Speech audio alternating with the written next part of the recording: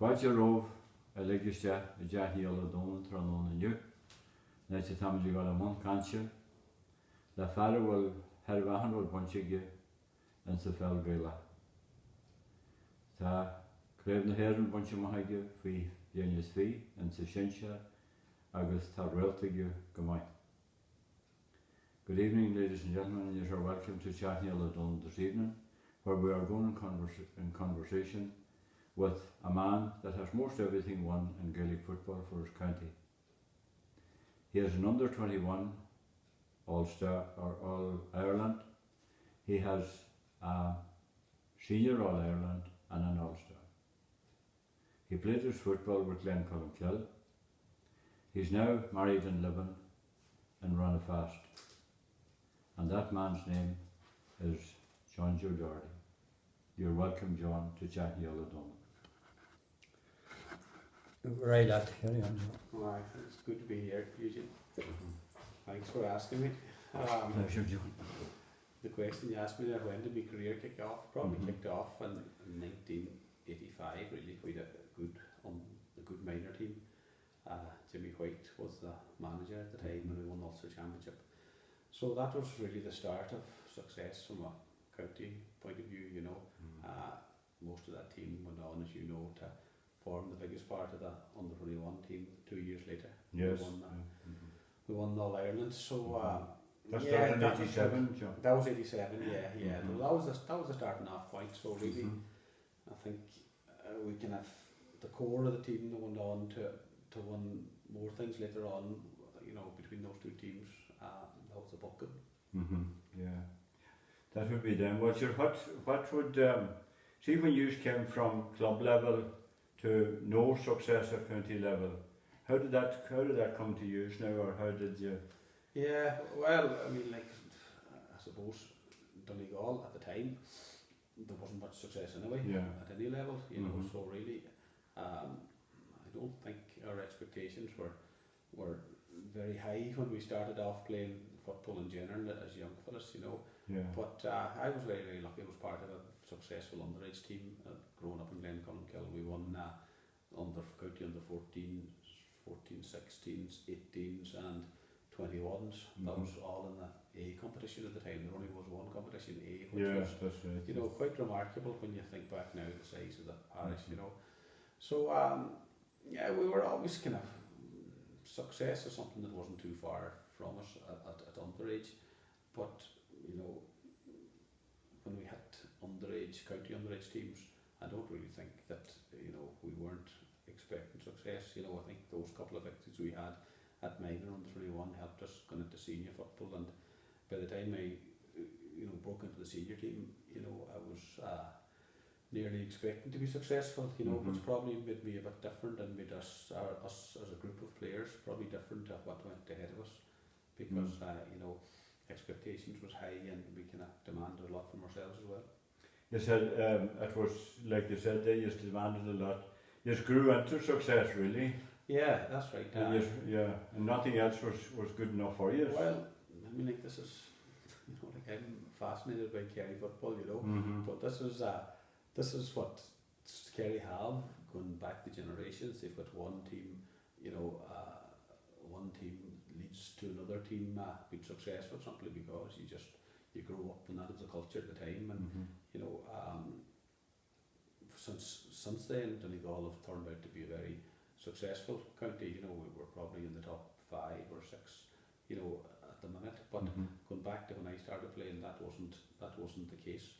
In fact, to go back far enough, I would say probably what influenced me as a player as well would have been Donegal's success at under 21 level in 1982. You know, I was only 14 years of age at the time, and obviously I was at that game. That was a very, very big thing for Donegal at the time to win any kind of national title. So really it all started for me around that time and watching those couple of successful teams coming through.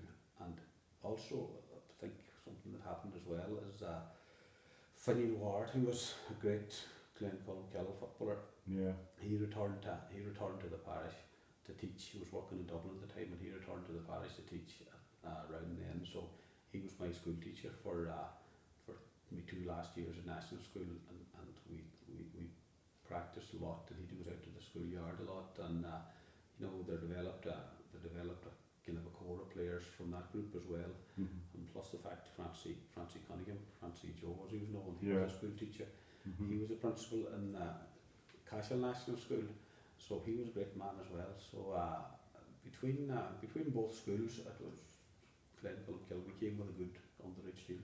That's really what's the core of it, like. That's from a club point of view, without a doubt. You know, once you know, I remember seeing yourself at a lot of those games through the late 80s and the 90s, you know, and it was a great breeding ground, and you know, for young players to be involved in such high intensity games at club level at such a young age, it was great preparation for the future. It was, I remember, we not name him, a man from Glencullen Kilman that I have great respect for on the pitch. He was saying that the Glencullen Kill started off with, that time you was divisional, and you were getting whooped like a lot of us were, getting whooped, and then as the years grew on, you grew stronger like. Now maybe you weren't on that side, but like. No, Glen wouldn't have had much tradition in football. In fact, you know, up until the 60s, you know, the mid 60s, most of the Glencullen players would have played for Kilcar, you know, as part of a kind of it wasn't it, the team was called Kilcar, you know, even though they had some Glen players, some Gillybegs players as well, you know.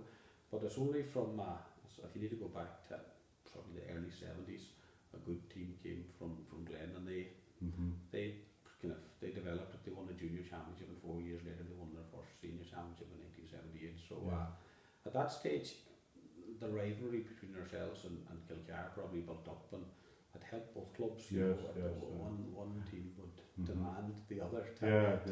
You know, like if you got beat one year, you rose your own standards to try to be able to compete the following year. So that's why, you know, during that time there was very, very competitive games between the two clubs, and you know, you had to take in to that equation as well, three local Southwest teams. Yeah, kind of powerhouses really. Yeah. Well, they ended up being that way. Yeah.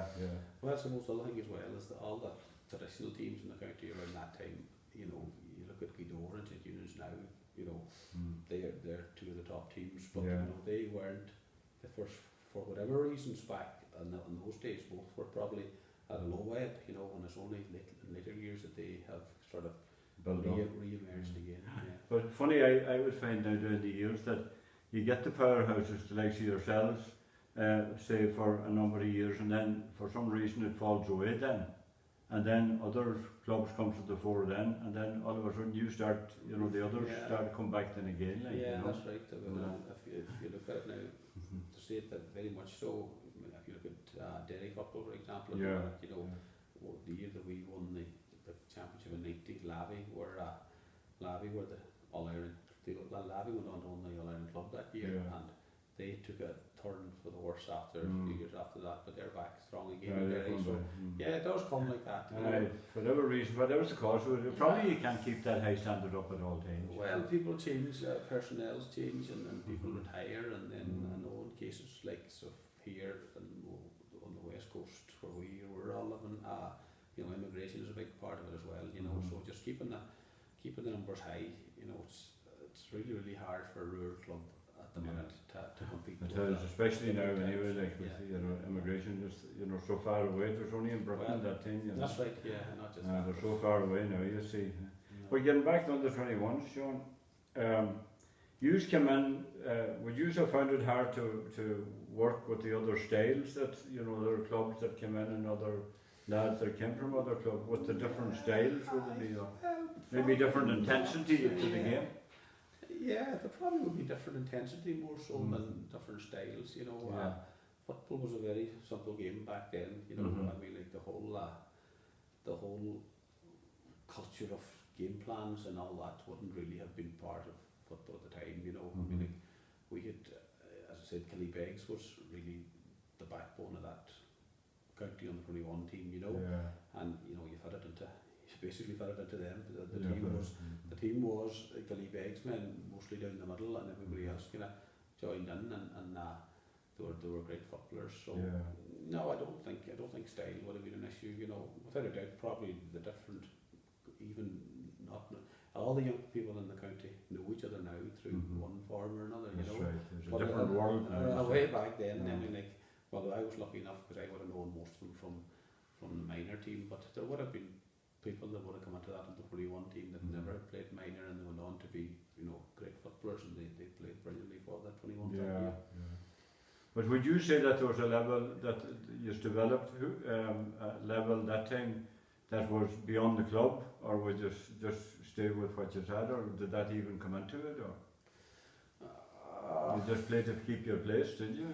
Well, you were fit and you played to keep your place, surely, you know, and plus the fact too, you know, you were always thinking, you know, we might be able to win an Ulster Championship, or we might be able to win an All Ireland. So no, I don't think there was you weren't really conscious of the fact that you were playing at a different level. I mean, like, that's just something that happened automatically. You knew you would be making a better player, but you know, you're beat for the first couple of balls. That's a stark reality for you, that you know, you're either fit for this level or you're not. Yes, but it was some from a spectator's point of view. It was the under 21s was, for me, I knew it was a brilliant achievement. Like, you know, that was it. You had Tom Conahan there in charge of one, and like you said, Jimmy White in charge of the Aye, that's right, Jimmy. Well, PG one was actually the manager. Aye, but Jimmy was the selector with them himself, and Joe Winston. It was a good management team. You know. You know, aye, it was, and the thing about that under 21 team as well, there was a big Southwest contingent involved. I mean, like, Niamh Murrah had men in the panel, Dunloe had men in the panel. You know, I mean, one of the players that I'm talking about is John Connors. He came into that. John was a brilliant footballer. He came into that team, and he hadn't played minor as far as I know, you know, but he was an outstanding player. He was, you know, just a great footballer. Aye, he was. I remember John. I was talking to him the other day, and we were going through that. I was telling him you were coming on, you see. And of course he has the height of respect for you, of course. But like, no, John. I remember John. John was, you know, John could play ball. Like, there was no doubt about it. And John had more natural ability from a pure footballing sense than I would ever have. You know, he was great. You know, he was just a pure, very pure footballer, and he would frustrate other good players just with his ball skill alone. You know. But I remember in 1990 it was. I hurt myself some way, and John had my place, Scott, for an Ulster semi-final, you know, and John Connors was just playing absolutely out of his skin, you know, and I was sitting on the line watching this man, and I was saying to myself, I'm never going to get my place back, you know, he was playing so well, but just John went over his ankle then, and he went off after maybe 20-25 minutes, and he never played much after it, you know, but he had great ability, great natural ability. But at under 21 level, who would be your worst opponent, if you like, or your the man that was hardest to handle? Well, I don't know. I mean, like, some of the best players in the country were playing for us. I mean, like, Barry Mahone was a great player. You know, he was the real all-rounder. Manas was full forward. These were good, very good players. You know, I don't know.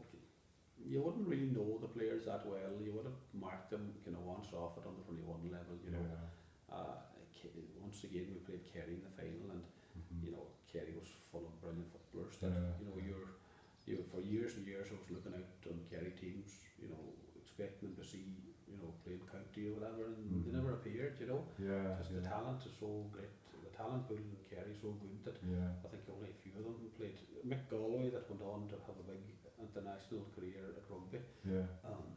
He played that day, but he was, you know, he wasn't a standout Gaelic footballer. He done better for himself. After that. Well, you know, depends on which side you're on. But no, that was it. But like, you would have to, the under 21s was, for me, was the greatest thing that ever happened. Like, and you know, that really set the pace. Like, I remember being at them under 21 matches, and you know, for me, the intensity that was there, and the level of skill, like you said, like, you know, it was just, even if you've never won anything, just watching you, like, you know, it's no different to the county team today. Yes, doesn't you say? Well, I don't know why that could be. as a team, probably we Mhm. did gel, and Yeah. you know, we didn't set any records when we started off first, you know. But Yeah.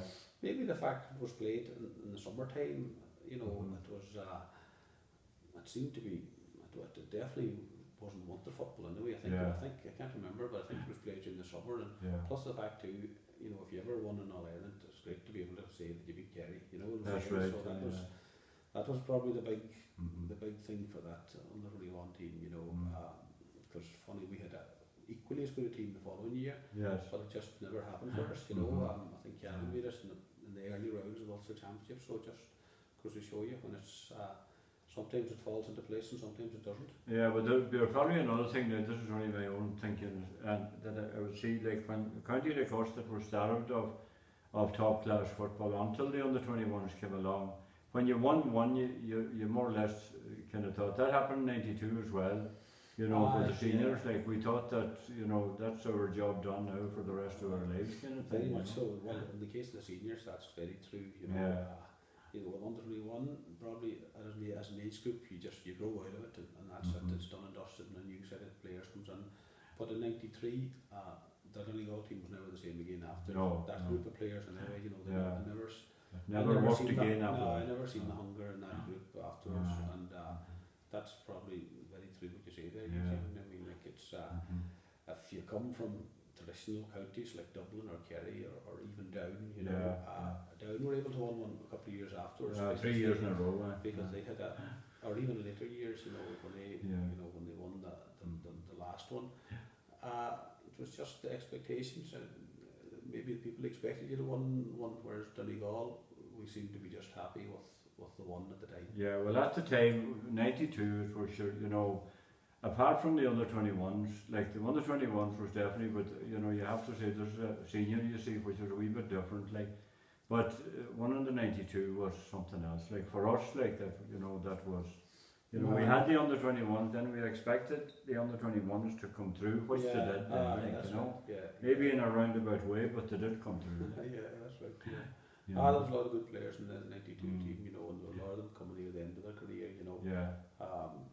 So really, the two squads kind of gelled together as one, and you know, well, listen, I always say we're probably lucky as well. You know, I mean, Kerry are the stumbling block for every team that wants to win All Ireland. Yeah. Kerry are the yardstick, but Mhm. you know, That's Clare, right, Clare came yeah. out of Munster that year, so Mhm. it shows you where Kerry were at the time. Ah, you know, yeah, so a lot of it is a lot of it was down to timing. So yeah.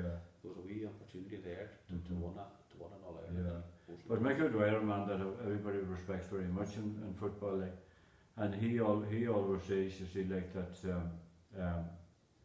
it's, you know, it's not Kerry fine, like, but 15, you know, it only takes 15 men, and there's 15 footballers in every county to win an All Ireland. Like, I know it's different now with panels and everything else, like, but that's what he said the way back then, like. You know, And I am inclined to believe him. yeah. Well, it does only take 15, and Yeah. well, probably more, but and around that you only need a squad of players. That's right. To really commit to what they're doing. Yeah. But I think it's still the traditional counties still have a lot more expectation about them. You know, Yeah. so it was never as hard as it is now for Mhm. one of the weaker teams to That's break right. into it. Yeah. You know, because it's been taken so serious now that you know years ago you could get a top team with an off day, but you know I think with the preparation that's gone into the matches now, it's very hard to Yeah, catch. it's all tactics and whatnot, like, you know. That's right. But still, you know, we're like you said at the beginning there, we're in a very healthy place and it's great, like, you know. So Yeah. we have a lot of young lads coming through now. Again, young lads has brought us, you know, bringing us success again, you know. So Yeah, that's right. That's a Yeah. massive commitment. We Yeah. young fellas now, they're starting very young. yeah, You know, with mixed views about that, Mhm. how soon they're starting. But mhm, you know, it's you know, I think in general the Gaelic football's in a healthy enough state. very healthy. Aye. But what now? If you had, what, you know, I always think that we can always do better from you leave. Now Glenties are a very successful team, so we'll say from Glenties to you're out in St Unions, like we could, we seem to be, you seem to be of a lower standard to the rest, like. This is around the course. Not the skill is not. Yeah, The skill is yeah. not of a lower standard. We have Yeah. as much skill here that is in any other part of the I know, country. yeah. It's Whereas- as I said earlier, it comes in waves. I Yeah. mean, like I suppose the three Ross's teams are probably, you know, all three of them would probably rather be in a different league than what they're in at the minute. Mm. You know, I don't really have an answer for that question. Mhm. It's not as if other sports are thriving either. You know, Yeah, what I'm that's saying? right, There was a yeah. time when I was growing up. You know, KG was a top team, That's and right, it was always a distraction for the Gaelic footballers. But Mm. no, you'd think both all three clubs would be in a position where they could push on. But I'm watching underage football, you know, this last number of years since I got involved, and Yeah. there's loads of good players. Oh, you know. there's, right back for, you know, I go back maybe 20, 25 years and the level of skill doesn't change. No. But, Getting them through is That's the one, difficult, you we're know. just not for to get it together, you know. No, that's right. Yeah. You know, like that. So that's it. Well, that's now us for this evening. Our time is up, John. And I want to thank you very much for coming in, and thank you very much for all you have done for No us bother. all down the years, like, you know. That as a we chat footballer. with you. Thank you very much, John. Okay.